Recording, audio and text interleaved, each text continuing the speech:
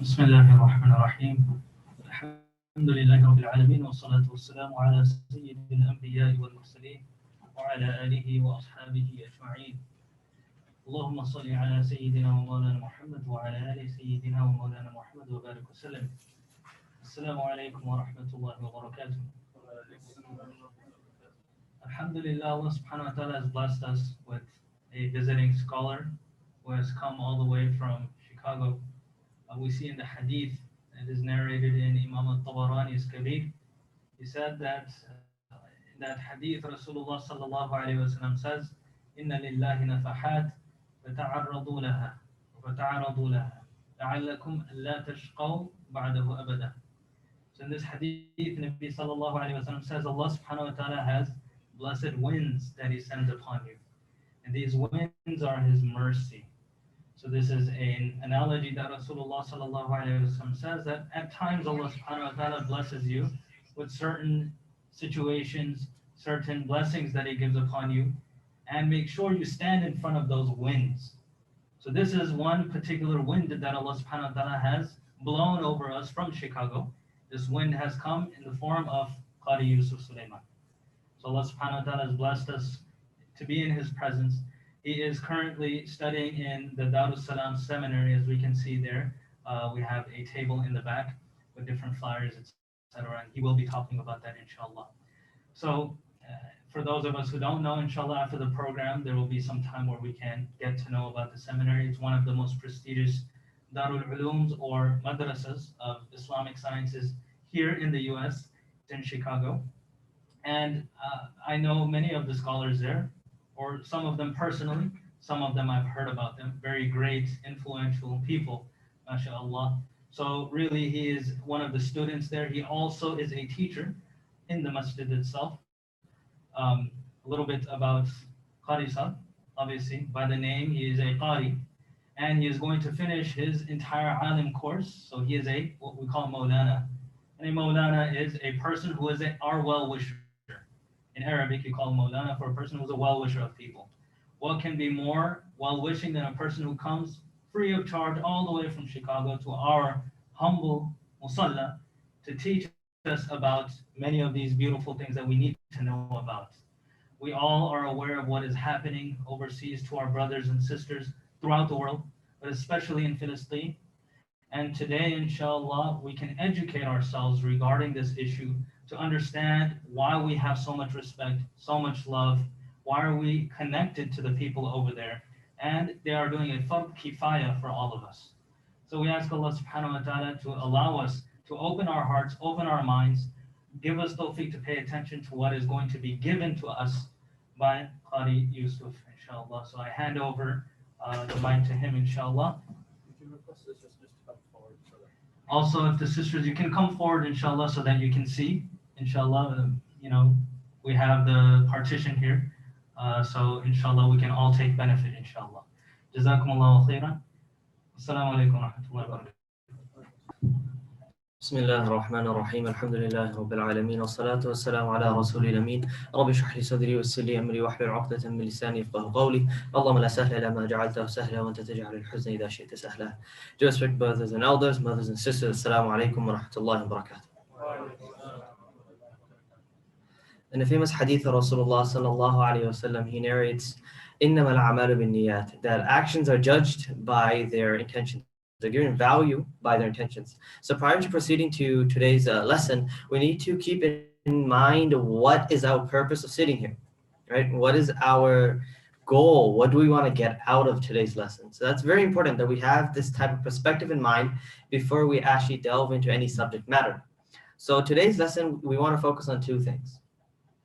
The first is a historical aspect. That it is important that we know about our history. It is important that we know that what happened in the past. Sometimes growing up in the West, living in the West, we think that Islam just came with our parents. That prior to our parents, Islam didn't really exist, or it's just something that, a couple generations ago, that's it. Maybe it's because we don't see the artifacts. Maybe because we don't see the remnants of civilizations here in the West. But Islam has a rich 1400 years of history, intellectual history, as a military entity, as a political state, as a scholarship. There's very different types of history that we have as Muslims. So we need to know that. So we need to study that. It's not that it doesn't exist. We just have to kind of study it. We have to learn about it. So the first goal is that we're going to learn about a certain portion of Muslim history in a specific era, in a specific time period, in specific geographical locations. We're going to talk about 80 years or 100 years of Muslim history in what we call Sham, or the Levant area, modern day Syria, Jordan, Philistine, and parts of Egypt as well, we will discuss today. So we're going to talk about 80 years in the 1100s, Common Era. We're going to be talking about that specific time period in that specific part of land. We're not talking about the entire Muslim history. We're not talking about the entire Muslim world either. It's just a specific portion that we are going to discuss today, inshallah. And secondly, we want to look and read the stories of the people of the past so that we kind of get a ibrah, a lesson. That we look at them. Allah Azza wa said in the Quran, لَقَدْ كَانَ فِي قَصَصِهِمْ عِبْرَةٌ, that in the stories of the people of the past, the different stories that Allah Azza wa Jalla mentions in the Quran, there is a lesson that we can take heed from. Right? There's a lesson that we can take. Imam Abu Hanifa rahimahullah ta'ala, one of the four imams of fiqh, the four imams in whom a school of thought is attributed to, he mentions that حكاية الأولياء أحب إلي من خير من كثير من الفقه, that the stories of the people of the past, the stories of the righteous people is more beloved to me than a lot of fiqh, right? He mentions why, because we get to learn something from them. We get to understand how they went through struggles. They went through difficult times as well. Every single one of us and every single person in the past went through different struggles.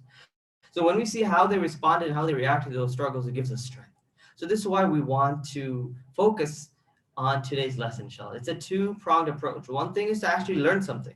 Another thing is also to get some sort of emotional, mental support to what's going on in different parts of the Muslim world, inshallah ta'ala. With that said, let's get right into it. So let's get into some background, right? What's happening in the Muslim world at this time, right? This is in the 1000s. In the 1000s, you have a specific dynasty that's ruling over the Muslim lands. They are known as the Seljuk Empire. The Seljuk Empire are a group of nomadic Turks that lived in Central Asia. These nomadic Turks, they accept Islam and they cross over into Muslim lands. One second.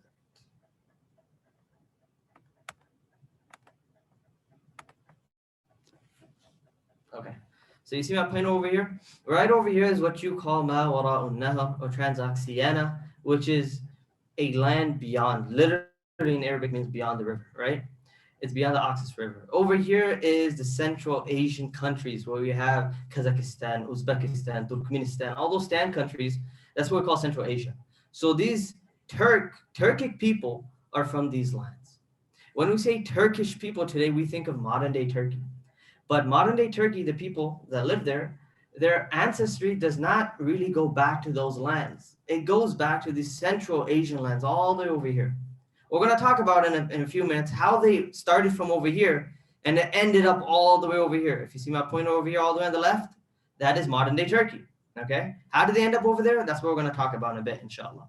So you have these individuals that they accept Islam and they cross over into these Muslim lands and eventually rule over these Muslim lands. Okay, these are Oghuz Turks that cross over this river, they convert, and they eventually end up becoming the military power in these regions, and they rule over these Muslim lands. They're known as the Seljuk Empire. So these Seljuk individuals, they had two specific sultans who were the most powerful. Their name was Alp Arslan and Malik Shah. Okay, Alp Arslan and Malik Shah. Under their rule, the Muslims flourished and they were a strong political entity. After they passed away, that was not necessarily the case. Now, there's a lot of details on here. I'm going to skip through that for now. But what we want to remember is Alp Arslan and Malik Shah, These two were the strongest sultans of the Seljuk Empire. Over here in the background, what you see over here, these nomadic Turks, they used to live in these type of huts. And these huts are called yurts. And in Central Asia, they don't really have flat lands where they can have agriculture. They have what you call these Central Asian steppes. It's this hilly type of land where you can't really grow much. So they were nomads. They would settle in an area with these tents, and they would have their cattle and horses, and they would feed off whatever was available, and they would live close by wherever there's a river or water, and then they would move on to different places. Okay, this is the type of lifestyle they lived in. What happens in 1071 is a very, very important battle known as the Battle of Manzikert. Try to pull up the slides again. The Battle of Manzikert is very significant. Right over here, if you can see my pointer, Al-Arslan takes an army and he fights the Byzantine Empire. The Byzantine Empire is the Eastern Roman Empire. They're Christians. So there's a major battle that takes place in 1071 between the Muslims and the Christians. The Muslims win that battle. They completely decimate and devastate the Byzantine Empire's army, such that the Byzantine emperor, the Byzantine king himself, was captured and brought into the tent of Al-Arslan. Al-Arslan lets him go, right? Whether out of his kindness or as a political maneuver, because if your king comes back defeated with all his army gone, what's going to happen in your capital? It's going to be a civil war. And that's exactly what happens back in Constantinople. In Constantinople, which is modern day, anyone know modern day Constantinople? Istanbul, right? So this is still part of the Christian lands. This is a civil war. So this is a huge win for the Muslims and a devastating defeat for the non-Muslims, for the Christians. What happens is, after these lands right here, modern day Turkey, were ruled by the Byzantines. After this Battle of Manzikert, these lands slowly start to be occupied by these Turks. So these Turks that were over here, they slowly migrate all the way into what you call Anatolia. Anatolia is modern day Turkey. Because of the Battle of Manzikert is why these Turkic individuals ended up in Turkey, right? If you see the Turkish people today, they look very different than the other Stan countries. The Uzbekistan countries, Uzbekistan, Kyrgyzstan, Kazakhstan, these Stan countries, they still look a little Asian, right? But the Turkish people today don't look like that. Why? Because they intermingled and intermarried with the local Greek population of Anatolia, because they're not native to those lands. They came there much later. So this is how Muslims, or this is how Turkic Muslims rather, ended up in Anatolia. Now, why is all of this important? What happens as a Byzantine emperor? You're in Constantinople, and you're looking outside your fortress. You're looking outside your palace, and you see all these lands that you literally had like a couple months ago. Now you have Muslims at your front door. You have Muslims at your front door. So the emperor is very much worried. He's very much worried. Right? So nomadic Turks start to migrate into Anatolia. Byzantines lost control of most of the area. So what does he do? The emperor of the Eastern Roman Empire seeks help from the Catholic Pope Urban, who is basically the ruler of the Western Roman Empire. Can anyone take a guess why this is very significant? Why is the Eastern Roman Empire's emperor asking help from the Western Roman Empire? They're both Christian, right? What's the big deal if one asks help from the other? Has to do with Christian denominations. Anyone take a guess? Sorry? They were not on good terms. They're not on good terms because one group was Orthodox Christians, which was the Byzantine or the Eastern Roman Empire. The other group, which is Pope Urban, he's Catholic. Catholics and Orthodox Christians hate each other. They consider each other kuffar. That if they saw each other, they'd kill each other. So the fact that the Byzantine emperor is literally begging for help is a huge thing because he would never do that unless he was forced to. Once he saw that he lost those lands and the Muslims are gaining traction, he said, hey, I don't care, whatever, put those things aside. I need your help. I need your help. Now, Pope Urban II, the Catholic Pope Urban II, it's not as if he's like having such mahabba and love for these Orthodox Christians. Hey, let me help you out. No, he doesn't care about them either. He'd kill them if he had a chance. He found this as a perfect opportunity for himself. Right now in medieval Europe, it's a feudal system. That most of society, again, this is like the dark ages of Europe. Most of society are servants to the land. They work, they toil, they earn, they produce, and they give it to the knights and the masters of the land, and they barely get enough to feed themselves. That's it. You're born into that. Your children are going to be doing that for the rest of your life. So now the Pope is like, hey, I will give you a chance. You go and fight for this holy war of fighting these heathen Muslims, fighting these Muslims and taking back the noble land or the holy land of Al-Aqsa, and you'll be free and you'll be granted the land as well. You'll be freed. You don't have to worry about this. And forget that. I will take care of your family while you go out. We'll take care of the needs of your family. You go out. Not only that, the Christians at that time and the Europeans at the time were very barbaric in nature, right? They're really uneducated. When most of your population is forced to do labor, you don't have time for education. So most of the population is very uneducated, very barbaric.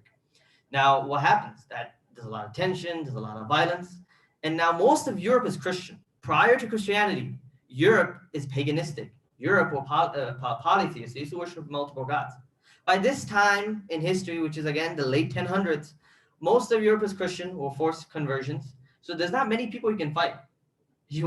And this feudal system is such, you want more land. If you're a master of a land, you have a 1 acre, 2 acre, you want more acres. But you can't constantly fight with the other Christians. That's not, the Pope can't justify that, right? You can do it, but the Pope can't say, hey, go ahead and do that. So he needs an outlet for these people, for these bloodthirsty knights and masters. Like, where do they go? Oh, you know those Muslim lands that are almost at our door? Let's go fight them. So this was a perfect outlet for all that tension that's been building up. So Pope Urban II, he's like, he gives this big bayan and starts tashkiling and starts motivating the people and this religious rigor to go out and fight the Muslims. And this is what we call the Crusades. Okay? So why did we go with all this background? Because history is not so simple that you can reduce it to A leads to B, leads to C, leads to D. It's not so simple. There's a lot of political factors, economic factors, religious factors. There's so many different geographical factors that play into narrating history, right? It's a picture that a historian tries to paint. But this specific section of history is so clear, it's so easy to see the chain reaction. Manzikert happens, the Byzantine emperor seeks help, Crusades happen. It's literally ABC. Of course, again, it's a simplification, but you can see the chain reaction. It's very easy to see, even for a student of history or even for a person who's not really acquainted with history. You see Manzikert, this dude needs help, so he goes to the other sect that he hates, but he needs help. This leads to the Crusades. So this is why this whole background we're just talking about right now. Any questions so far? Are we all following? Alhamdulillah. Is there a question here? Oh, okay. Okay, I'll keep note next time. So the Crusades happen. Right? We're not going to delve into the details how it happens, but why were they able to win? Why were they able, Crusaders, to come? Remember what I said, Sultan Al-Arsalan and Malik Shah, they were the strongest ones. They're the strongest sultans. After Sultan Malik Shah passes away, what happens is, there's a sad reality, the sons, the nieces, the nephews, the cousins are fighting over and vying over for power. Each of them have their own estate, each of them are having their own estate, their own land, and they're all vying for power. So Al-Arsalan and Malik Shah, these two Sultan Muslim leaders, were able to keep the Muslims, the Seljuk Empire under control, sort of centralized. After they pass away, the next leaders are not so charismatic. There's a lot of infighting. And when there's infighting, you don't pay attention to the enemies that are coming outside. Okay? So this is what's happening. So they march through Seljuk, Anatolia. Again, like there's a lot of details on the slides, but we don't need to get into all of that. But what we need to know is they come in, the Muslims are fighting each other, and when the one Muslim polity, one Muslim city-state notices a crusader attacking another city, they're like, hey, that's my perfect chance. Let him attack him, and then I'll come and jump in and finish off the rest. Obviously, that didn't happen. He let his Muslim state or his Muslim brother who's ruling over another state, he let him get defeated, and then he tries to go, but he gets defeated himself. So this is a reality of history. We don't want to romanticize history, that there's this picture that up to 100 years ago, the Muslims were all united under one political front, under one Khalifa. We were always together, never fighting against it. That's not the truth. The truth is political leaders did politics. Political leaders fought each other. And this is something very important we need to keep in mind, that we do not look to political leaders for religious authority or religious legitimacy or religious guidance. This is something the Ummah for 1400 years understood, that for religious authority and spiritual guidance, they went to the ulama and the mashayikh, to the scholars and to the spiritual sheikhs, right? They didn't go to the political leaders. And this is why the political leaders weren't able to necessarily assert much authority on religious beliefs. They tried in their early periods and it failed, right? It completely failed. And those of you who know, like Imam Ahmad, due to Imam Ahmad's resilience, it really failed. And for the most part, thereafter, they were not able to assert any type of authority into the religious realm or the spiritual realm, right? They were the leaders, you respect them for that, but beyond that, you do not look at them for religious guidance. And this is something that we see that the practice of the Ummah, they went to the scholars, they went to the mashayikh for the religious and spiritual guidance. So yes, if the political leader, if he's great, pious, that's awesome. But it's not necessarily always going to be the case. And for the most part of Muslim history, that was not the case. We do have exceptions, like Sultan Salahuddin, like Umar ibn Abdul Aziz, rahimahullah ta'ala. We certainly do have exceptions, but that was not the norm. So that's something to keep in mind, that we do not want to romanticize history. There's a real aspect to history. The people in the past were people just like us, right? But they were definitely better, right? But it's not to say they were perfect. So at the end of the First Crusades, 4 Latin principalities or Latin city-states or Latin kingdoms. Latin, what I mean by Latin, let's in this context just understand it's Christian. Christian kingdoms are established. What are these 4? Edessa. Edessa is in modern day Turkey. Antioch, which is also in modern day Turkey. Tripoli, which is in modern day Lebanon and Syria. This is not to be confused with the Tripoli of modern day Libya. Okay. And then Jerusalem, of course, was conquered. All these 4 were conquered in a span of a couple years. As we all know, when Masjid al-Aqsa was conquered, they came in and they slaughtered all the Muslims, such that the blood of the Muslims was written. One of the knights, he himself, in a chronicle, he mentions proudly that the blood of the Muslims was up to his knees, right? He mentions these things. And this definitely was very, very sad. And this is something that we have to understand, that we definitely want to feel pain, but at the same time, we have to understand that this is a temporal realm. This is the dunya. What they have waiting for them, the akhirah, I'm sure they would want to do this again and again, die for the sake of Allah Azza wa Jalla. Tuhfatul mu'mini al-maut, the gift for a believer, for a true believer, is death itself. So yes, it's painful. We should feel the pain of these people, but these people would never have given up. And look at the people at Aqsa today, right? They know they're going to be shot at. They know they're going to be hurt. They don't know if they're going to come back alive, right? But they still went to pray Tarawih. They still went to pray Masjid al-Aqsa. Their iman was unshakable. When things happen to them, their iman is not shaken, but then we see that we get shaken, right? So it should not be the case that these people are going through those pains and their iman is not shaken, but then we see it sitting over here and then we sometimes start to doubt it. But no, they understand the reality and what's more important than this temporal realm, which is the akhirah. So let's just pull up a map. For some reason, whenever I use a pointer, I can't click anything. So let's just see, this right over here is the Western Syrian province, if you want to say. Right over here is Aleppo. I'm sure we all heard of Aleppo. So this is right over here is Edessa. Edessa is now the kingdom of the Christians. Over here you have Tripoli, and over here you have Jerusalem. And where's Antioch? Antioch's right over here. These are the 4 different principalities. Again, we're going to come to this point at the end. The Crusades is a significant part of history, but you have to understand it's only affecting the super western front of the Middle East. Okay, I'm going to come back to this point right at the end, inshallah ta'ala. It's not to undermine the Crusades, but it's to understand it in its context. So these are the 4 different principalities that are established. Over here, these are the fortresses built by the Crusaders. It's still there. I think this is in the one in Tripoli. I'm not sure exactly, but these are the fortresses that were built on highlands, on hills. So as you can see, it's easy to defend when you're on top of a hill. It's not easy to attack these places, to even siege these places, because it's on top of a hill. If you're going up the hill, it's much difficult going up than going downhill. And then when you're on top of a hill, you can see your enemies from all sides. Okay, so for a period about 30 years after the Crusaders take over these lands, the Muslims aren't able to do anything to them. No significant damage is done to them until the rise of Imad ad-Din al-Zenghi. Now, there's going to be a lot of names. It's going to be hard to keep up. If we have pencil and pen, it would be great to take notes. But we'll try our best to keep up. If you need me to repeat anything, inshallah, I can repeat.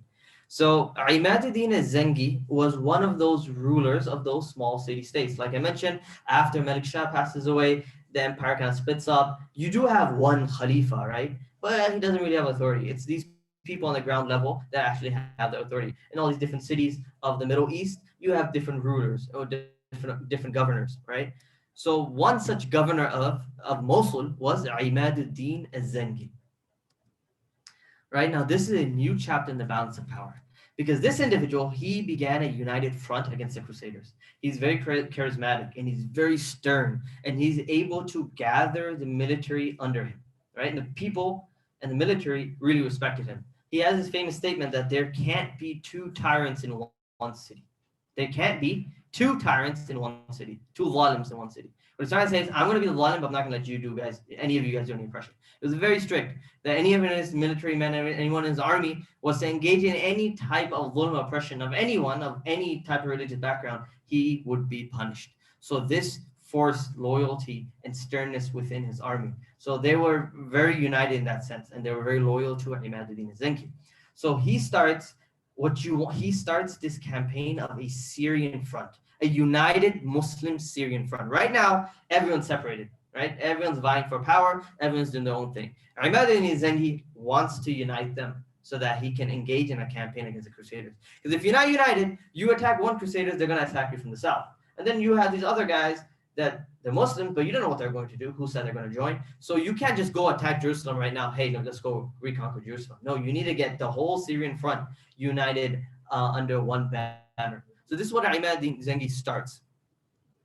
His greatest feat was the reconquest of Edessa. Edessa, like I showed you on the map, is on the northern front. It's in modern Turkey.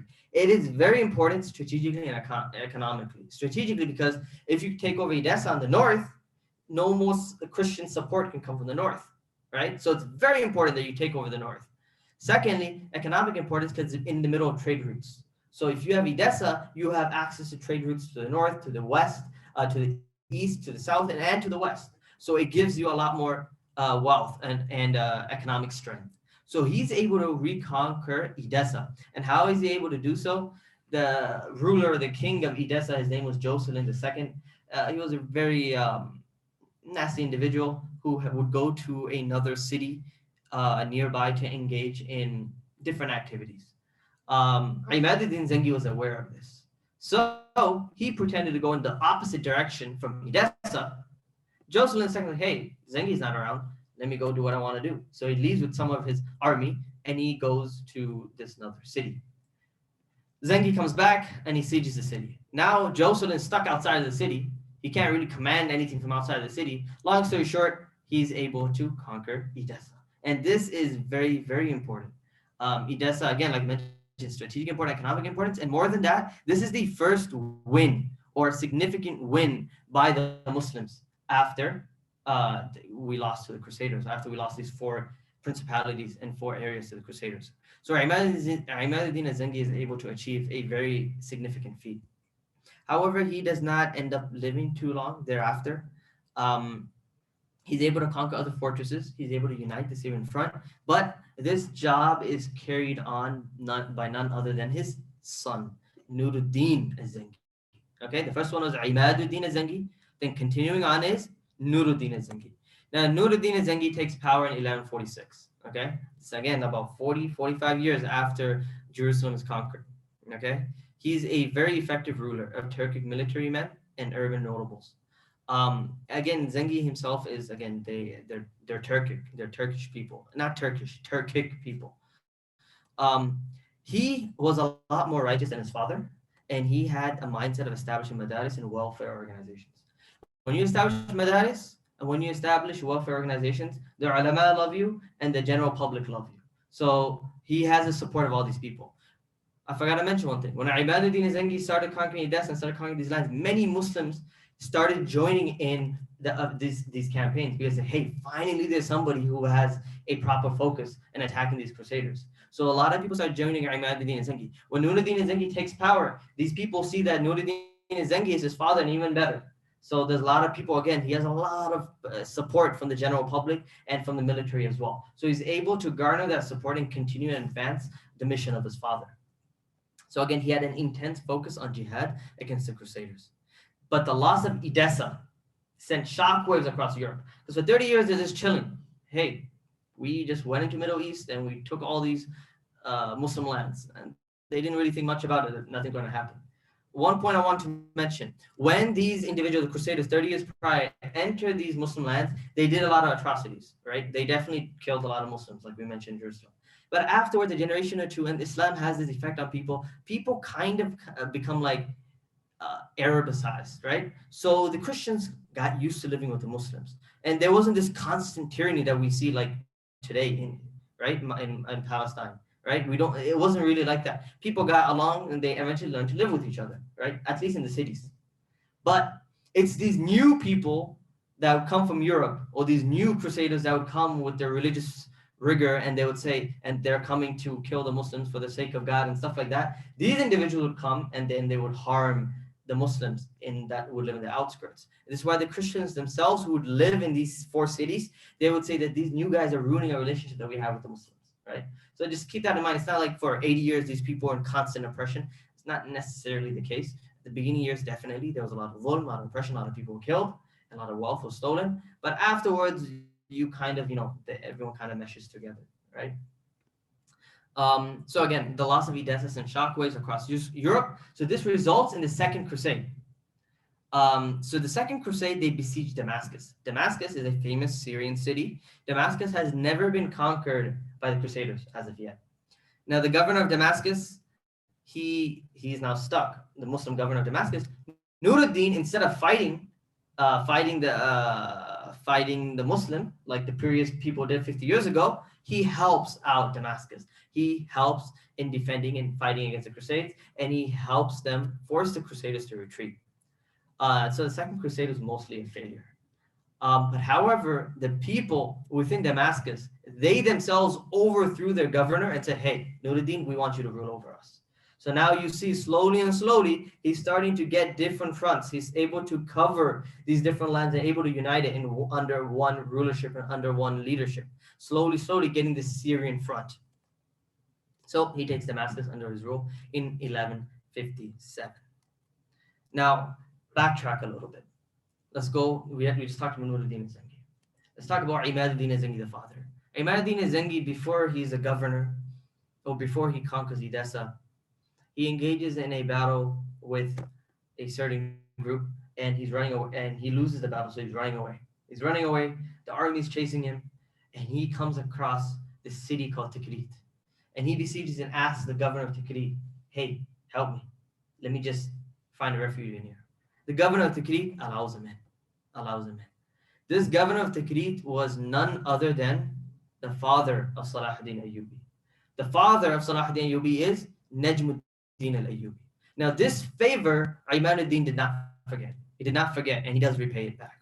So, as I just said, Najmuddin Al-Ayyubi is the governor of Tikrit. Najmuddin and his brother Shirkuh. I'm sorry, it's a lot of names. But Najmuddin and Shirkuh, the brothers, they rule over Tikrit. Long story short, they're kicked out of Tikrit. Why? One of the individuals in the military, in the army, he did some atrocious things with a woman. Shirkuh, out of his ghayrah, out of his protective jealousy of a Muslim sister, he went and finished off that individual, and he took revenge for that sister. Because of this, the military did not like that, because they were close to that individual who was killed. So they forced Shirkuh and Najmuddin out of the city. So the same city they were kind of ruling over, they were forced out of that city. They're leaving from that city. That same night, Salahuddin Al-Ayyubi, rahimahullah ta'ala, is born. When Salahuddin is born, while they're leaving that city, being forced into exile from their own city, Najmuddin, the father, he's very pessimistic. He's like, man, this is the worst time to have a child, right? I don't know what this was going to happen with this child. Nothing good's going to come out of it. At that moment, a servant of his, he gave advice. And this is why we should never undervalue undervalue advice itself. He says to Najmuddin, who is his master, hey, don't say that. Perhaps something good will come from this child. Perhaps he will unite the Muslims. Perhaps he will be the one that will take back the Muslim lands. And Allah knows best. Maybe it's because of the dua of this individual that Allah accepted Salahuddin to become who he became. This advice that this servant of his gave to Najmuddin gave him a lot of content, and he was very happy, and he said, you are right. And he moves forward with it. Now, where do they go? Now they're stuck. They go to Imad al-Zenghi. Again, this is years after. And they come to Imad al-Zenghi, hey, we helped you out in the past. So Imad al-Zenghi helps them out, welcomes them, and he actually makes both brothers, Najmuddin and Shirkuh, a part of his army and leaders of his army. So in this environment is what Salahuddin grows into. Salahuddin has his father as guidance, has Nuruddin Zenghi as guidance, and his uncle Shirkuh as guidance. So three prominent men, who had political acumen, who were military geniuses. These individuals were his guides. So this is the type of environment that he grows up in. However, in his early years, of course, he learned politics. He learned how to shoot an arrow, how to fight with a sword, how to ride a horse. He learned all those stuff, as would any individual who's part of a political family would, or military family. However, he spent most of his youth studying deen, right? He had a specific passion for aqidah and fiqh. He loved hearing hadith. He would spend most of his time with the ulama, such that under the age of 25, you don't see his mention in the books when it comes to political decisions. He's not sitting there in court in the palace like his father and uncle are with Nuruddin. No, he's actually spending much of his time with the ulama. And as we will come to see, he had no intention of ruling. No intention. He just happened to be there at the right time, at the right place, and somehow he ends up as the leader, as sultan, as we will come to see. This is a very important lesson that we want to keep in mind, that perhaps you dislike something, but it's actually good for you. Allah says in the Quran. We might think that this is the path I want to take. I'm working towards that all day, all night, but Allah has a different path written for us. Allah has a different goal that He wants us to fill. Allah has a different khidmah that He wants us to serve. It's something to keep in mind, right? Salahuddin had no desire to actually become sultan, right? The famous Saladin, right? In the European languages, right? That was not his goal. He wanted to become an alim. He wanted to spend time with the ulama. His personal biographer mentions that when he would walk by the gatherings of the ulama, when they would be doing the mudhakaratul ilm in the madrasa, and he'd hear them, he'd start crying and shedding tears. Why? Because he wanted to be joining them. Right? He was saving up years to go for Hajj, but he never got a chance to go because every time he wanted to go, there was a call for jihad and he had to go defend the Muslim lands. Right? So we might think things are good for us and that's what we're going to do, but Allah has different plans. So it's something very important to keep in mind as we will come to see Salahuddin Al-Ayyubi, rahimahullah ta'ala. So this is the environment that he grew up in Damascus, learning military political prowess from his father and uncle. But again, he spent most of his time with the ulama. So at this time period, Nuruddin Zenghi has much of the Syrian lands. Okay, he's kind of conquered much of the Syrian lands. He has Edessa. There's still three other states, three other Crusader states still there. They're very weak at this point, but they're still there. They're still a political threat. So he's getting the Syrian front under his control. In the meantime, something else is happening in Egypt. Is anyone aware who is ruling over Egypt at this time? Anyone take a guess? Yeah, Fatimiyya, the Fatimids. Yes, what were you going to say? Sorry? Oh, no, not the Pharaoh. This is the Fatimids. Right now it's the Fatimids. The Fatimids are Shia. The sevener Shias. They're a heretical, unorthodox group. They have different beliefs, okay? But they've been ruling Egypt for more than 200 years. At this point, they're very weak. Their Khalifa, quote-unquote Khalifa, or their Imam, is just a puppet. The real power is in the Grand Vizier. The Grand Vizier is, you can say, the right-hand man, the head minister, the one who runs all the affairs of the government. He has the most power. Okay, the Imam or the Khalifa, whatever, he's just a puppet sitting in his room. He probably doesn't even believe in all these heretical beliefs himself, right? But apparently he's a descendant of, going back to Ali radiallahu anhu. So the Grand Vizier, his name is Shawar. And this very interesting individual, he's a Grand Vizier, but he loses power and he's kind of exiled out of Egypt for a bit. So he runs to Nuruddin al-Zenghi for help. He's like, hey, Zenghi, help me out. You help me, I will finance the entire campaign of your army, and I'll give you a third of the produce of this year's whatever we get in revenue. Zenghi didn't really want to trust him. He's like, I don't really trust the guy. But due to multiple reasons, he ends up helping Zenghi. So what does he do? Oh, it's not working?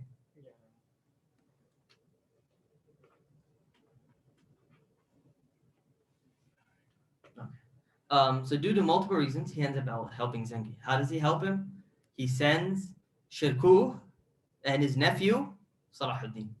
Again, Shirkuh and his nephew, Salahuddin. He sends them to Egypt and he says, hey, help him out and collect whatever we're supposed to collect. Okay.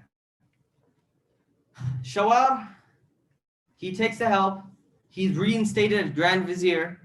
And what does he do? He backstabs them. He's like, I'm not paying anything. And he kicks them out of Egypt. This happens once. Then a second time, Shawar comes running to Zenghi. Hey, Zenghi, help me out. Again, Zenghi helps him. Again, this is long story short. Again, this is against a different enemy. And then he helps them. Shawar backstabs him again. Third time, he comes to Zenghi. Hey, Zenghi, this time I will fulfill my promise. I'll give you whatever you want. Just help me out. Zenghi's like, all right. Zenghi told Shirkuh and Salahuddin, help him out and then finish him off and take over Egypt. This third time. And they do exactly that. They go in the third time and they go in the third time. They help out, or they apparently help out Shawar, and then they kill him. And then what happens? Shirkuh is now appointed as a Grand Vizier of the Fatimid Khalifa. Okay, sorry, that was my fault. I touched it over here. So Shirkuh is made the Grand Vizier of the Fatimid Empire. This is very interesting, right? Because Shirkuh is part of Nuruddin Zenghi's empire, and they're completely Sunni. But now he's made as a Grand Vizier of the Fatimid Khilafat. What happens is Shirkuh, because of the qadr of Allah Azza wa Jalla, he passes away in 2 months. So now the people are like, specifically the Khalifa himself, is like, okay, now Shirkuh's gone and Shirkuh is dangerous. I knew I was not going to be able to do anything. Shirkuh's there. So who should I appoint? So all these people are part of the military. You have these people, 60-year-old military genius who's went to so many campaigns. You have somebody who's 50, you have somebody who's 40, you have somebody who's 70. Oh, then there's 31-year-old Salahuddin. Let's make him the Grand Vizier so I can control him. That was the biggest mistake. He made Salahuddin as Grand Vizier. I appoint Salahuddin as a Grand Vizier of the Fatimid Khilafat, and that was the beginning of his end. Eventually, Salahuddin, now you have to see this. Salahuddin is now the Grand Vizier of the Shi'i Fatimid state. And prior to this third campaign, when Nuruddin was sending him, he said, I do not want to go. What am I going to do in Egypt? I don't care. You have enough military people. I don't need to go fight over there. Leave me alone. I'm going to stay here with ulama. He did not want to go. But Nuruddin told him, listen, you will go with your uncle, help him out. Nuruddin and Salahuddin were very close, like a father-son relationship. He respected Nuruddin a lot. This is why he went. He had no intention. He was going to go and come back. Lo and behold, he goes and he ends up becoming the Grand Vizier of the Sultan of the Fatimid Khilafat. And then, long story short, the Imam or the Khalifa, he himself dies. And eventually, when he dies, Salahuddin, he abolishes the Fatimid Khilafat and he becomes the Sultan of Egypt. And this is the end of the heretical state of the Fatimids with the death of the Fatimid Khalifa. And then Salahuddin, lo and behold, becomes the Sultan of Egypt. 2 years later, Nuruddin Zenghi passes away. So all those lands that he ruled eventually become in the hands of Sultan Salahuddin Al-Ayyubi. So you just see this. He did not want to go at all. He had no intention of going. And then he was forced to go. Somehow ends up as a Grand Vizier, eventually becomes Sultan of Egypt, then eventually becomes Sultan of the entire Sivan province. And this is just, you can see Allah's plan working for this individual. Allah has put him on this specific course, and no matter what you and I or he himself thought, this is what's going to happen. And he ends up becoming the Sultan of this entire province. But now, remember, he did not want this position. He did not want to be Sultan. But now when you're put in a position by Allah Azza wa Jalla as in a position of authority, in a position of responsibility, you have to fulfill that responsibility. He didn't desire political power. He didn't desire military power. When Allah Azza wa Jalla gave it to him, now he has to fulfill that responsibility. The first thing he did when he became Sultan of Egypt, he entered into the palace. And the Fatimid palace had 4,000 rooms. In the pre-modern world, to have 4,000 rooms is ridiculous, right? They had immense amount of wealth. He took all that wealth, distributed some amongst his military commanders, and gave the rest all out to the public. This is why the people in the community of Egypt love Salahuddin, right? If you have such a generous individual who gave out the entire treasury of the Fatimid Khilafat to the public, you can imagine how the people loved and respected him. Of course, there were rebellions, but he was able to squash those rebellions, and for the most part, the Egyptians loved Salahuddin Al-Ayyubi, rahimahullah ta'ala. And he did not even keep a single dirham, a single gold coin for himself. So now you have a united front. Okay, is there a lot of questions that I'm missing here? Okay.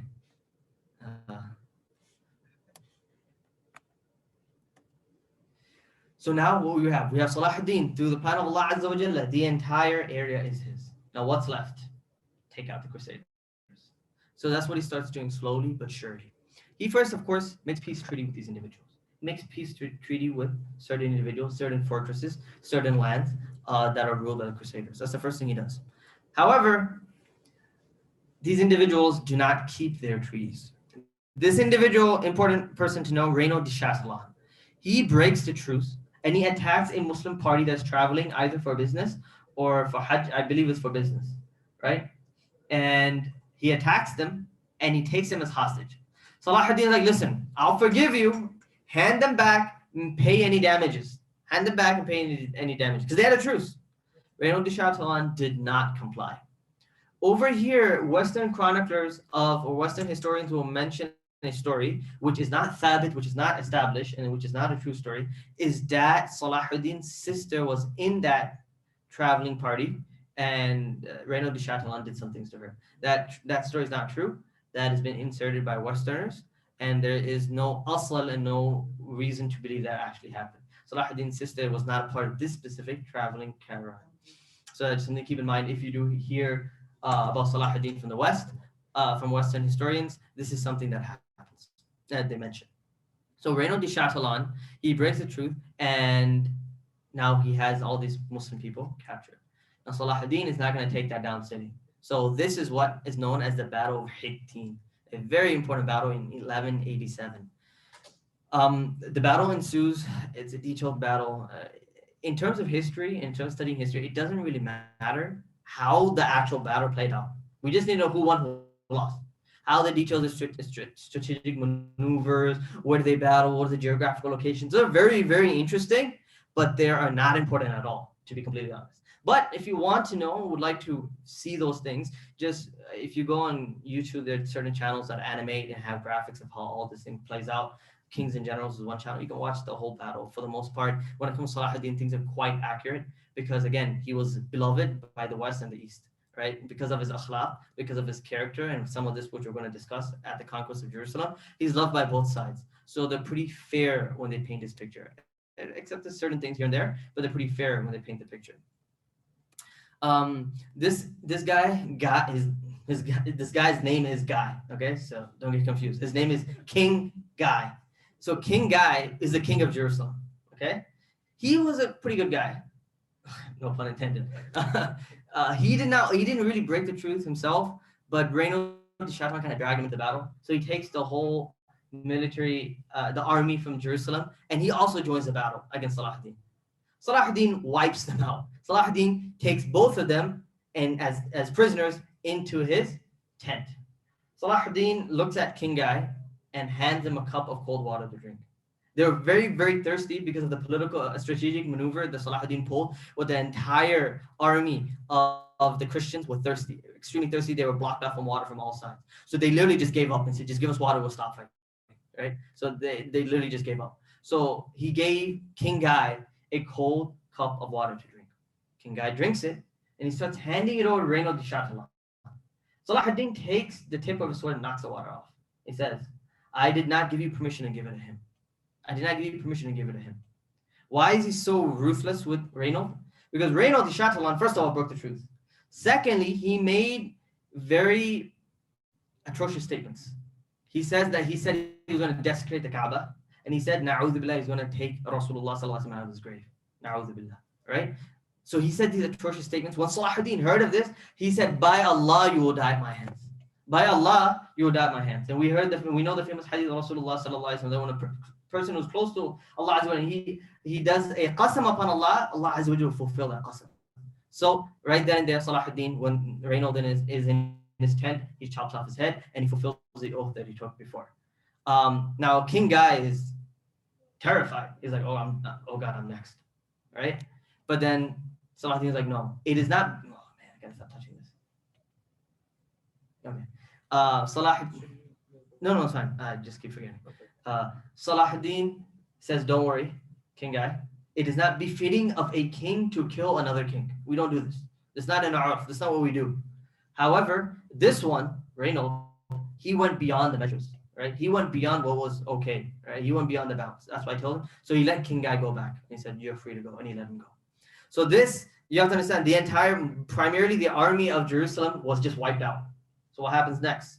Salahuddin goes to Jerusalem and besieges Jerusalem.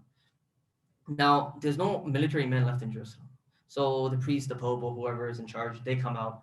They try negotiating. Salahuddin, initially, he says, I'm going to walk into Jerusalem just like they walked into Jerusalem. And I'm going to kill everyone, right? I mean, the Christians. He had people in his council, ulama in his council. He had wise, elderly men in his council. It's very important to do mashwara, consultation.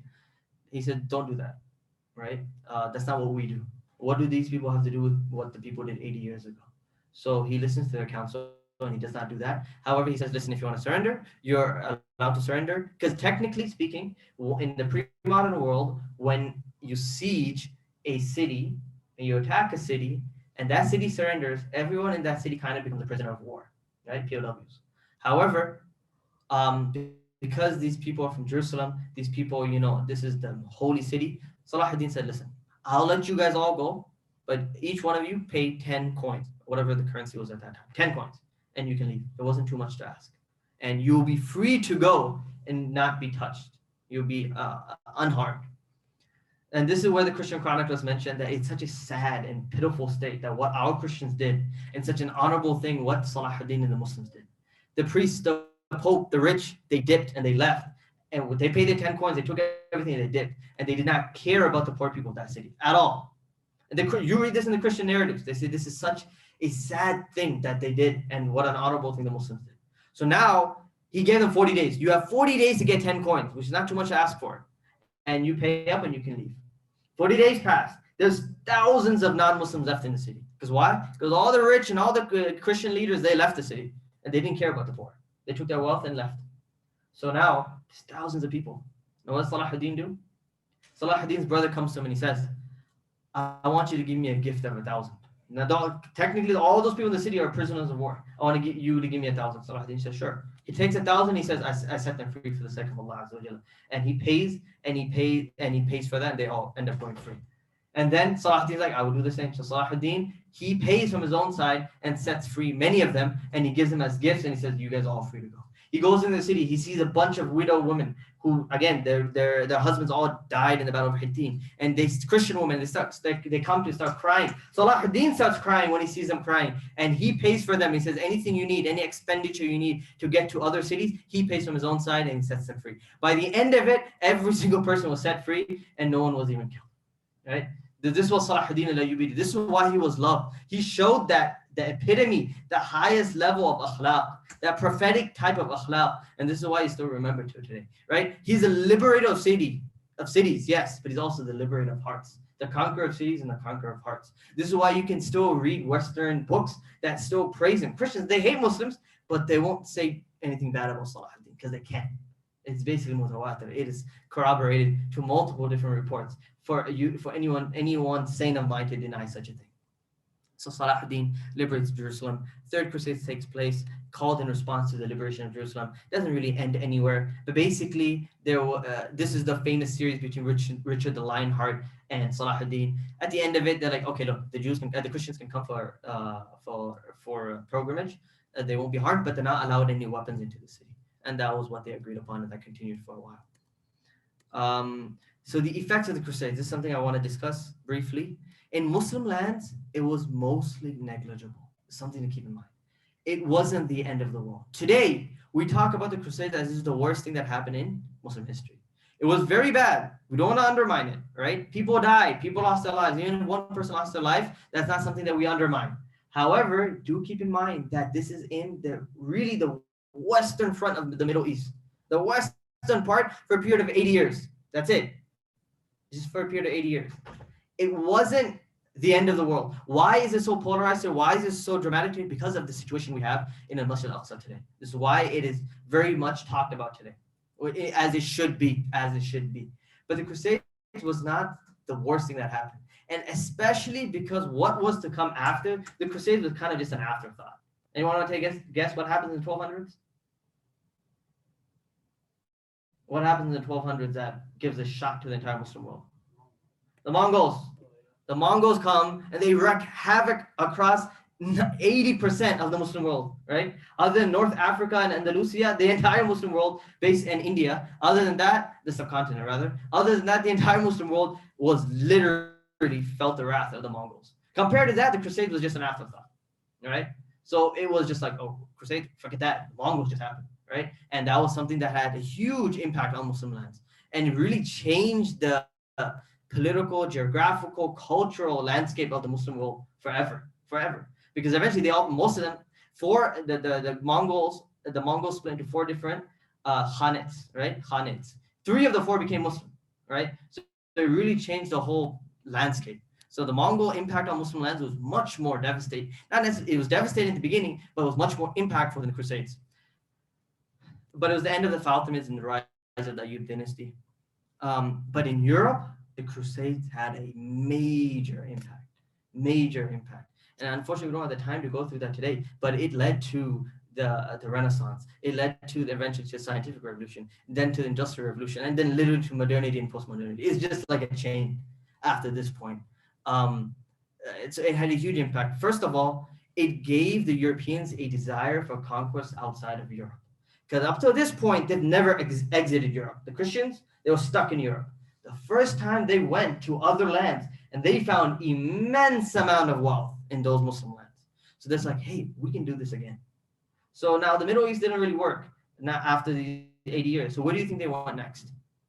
Anyone want to take a guess?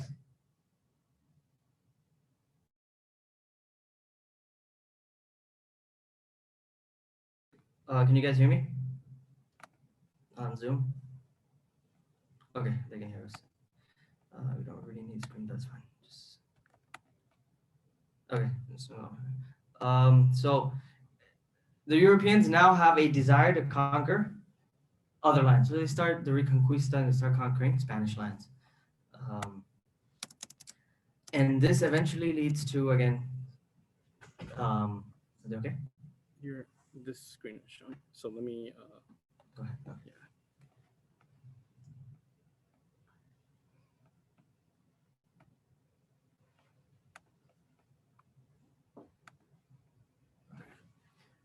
And this leads to this whole concept of colonialism. They start going west, they start conquering other lands, they start coming to the Americas, and this leads to the Industrial Revolution. And long story short, this really just forms the modern world.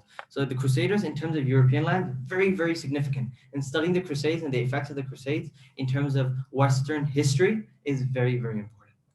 So, and this strengthens the Catholic Church, and the Church gains an immense amount of wealth, and this gives them a lot of authority, and they exert their authority, and eventually this leads to doubts in the church as well, and leads to the rise of atheism as well. So yeah, that's the end of the Crusades. And then Salahuddin Al-Ayyubi rahimahullah ta'ala, he dies to such an extent, he doesn't have anything left when he's dying, because he's always giving out, he didn't keep anything for himself, that he was zakat eligible, that if we wanted to pay zakat, we could pay zakat to him. This is Sultan of Cairo, Sultan of Egypt, Sultan of Syrian lands, the conqueror of Jerusalem, When he was dying, he was zakat eligible. So this was rahimahullah ta'ala. And this is something to keep in mind, that things don't change just because one person, we can't just be sitting there waiting for one person to come. Let me tell you a story of Nuruddin al-Zenghi. Nuruddin al-Zenghi, once when he was ruling, he wakes up and his wife was in a very sour, bad mood. So he's a little scared. He's like, what's up? Why are you so upset? She's like, I missed my tahajjud salah today. I missed my tahajjud salah today. So Nuruddin, because of that, he offers a very high-paying job for an individual to go out in the morning tahajjud time and with loud instrument or loud noise to wake up the people for tahajjud. Because of that, the entire city of Damascus was praying tahajjud.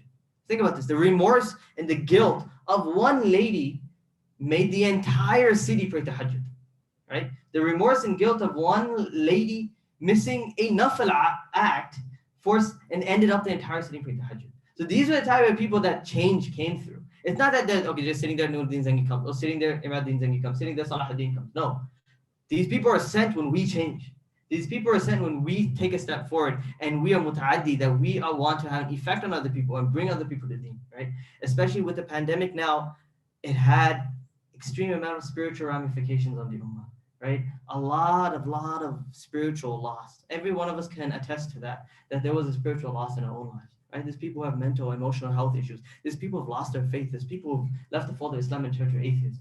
There's people who have gone astray. Have those people who are on the first saf in the masjid before anyone else have not been in the masjid for a year. Right? Not been in the masjid in a year. Right? It's very, very crazy what has happened. So we have to be the ones to help people. The ones who are visiting the masjid have to be the ones to come and get the people back to the masjid. My dear respected brothers, elders, mothers, sisters, I'm visiting you here today from Chicago to invite all of you, warmly welcome all of you to an event that we're hosting next weekend, inshallah ta'ala, in Masjid DarusSalam. We're holding a 3-day retreat. It's a national retreat, completely free. Meals are provided. And the topic of this retreat is embracing adversity. That how do we face difficulties, right? COVID came and we came out of nowhere. Now something else comes. Now we need to know how to face it. And we need to know how to recuperate from the damages that have taken place, spiritual damages from COVID.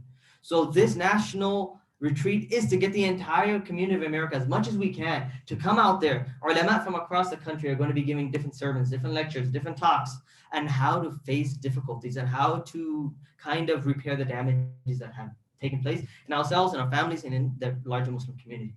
It's going to start, it starts from Friday morning, but the retreat itself starts from evening. Salatul Maghrib until Sunday Salatul Asr.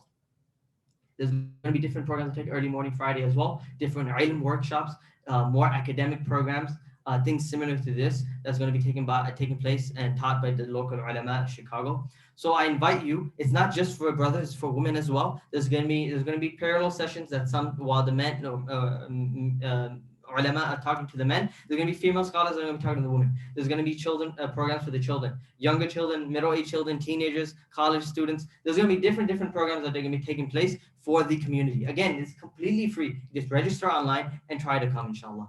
I know there's an added cost of a ticket for the people coming out of state, but we're traveling across different communities. And there's people, 50, hundreds of, like literally 50 people from each city that's coming from the different cities that we're visiting. So we're hoping people from Atlanta also try to come as well, inshallah ta'ala, to this retreat. Also, I would like to highlight that we also host a variety of different programs. Starting from June 21st, we also have our Deen Intensive, where 6 classes are taught to, specifically garnered for the youth. 6 classes. What are the 6 classes? First is Aqidah.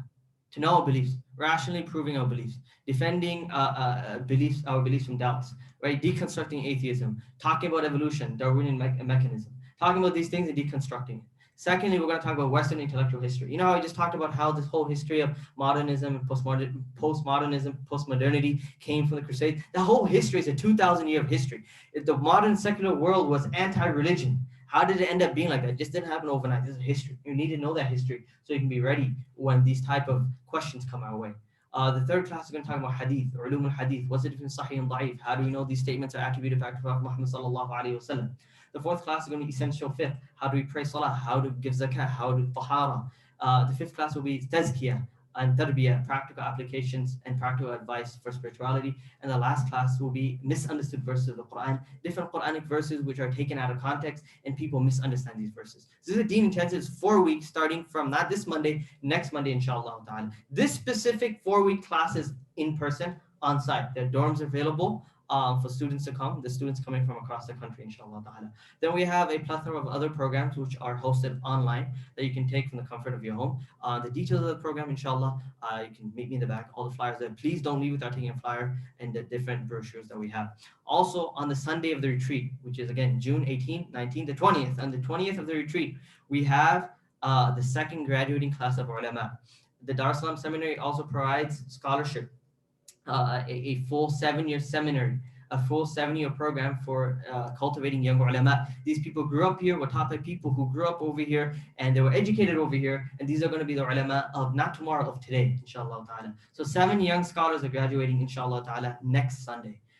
So that's the Bukhari Khatam, where the last hadith of Sahih Bukhari is read and is taught in a public setting where the community can benefit and see while they get their ijazah certification and their sanad and the chain of transmission back to Rasulullah sallallahu alaihi wasallam. So that's a very, very noble moment that's going to be taking place. So again, I invite all of you, if you're planning to come with your families, the hotel's right around DarusSalam. If you check the website, we do have discounted rates that we're bargaining with the hotels around DarusSalam, inshallah ta'ala. Jazakallah khair for this opportunity. I ask Allah Azza wa Jalla to benefit that whatever was taught, anything was good was from Allah Azza wa Jalla, anything that was said was wrong from my side. Jazakallah khair. Wa akhir da'wana and alhamdulillah rabbil alameen. Assalamu alaikum wa rahmatullahi wa barakatuh.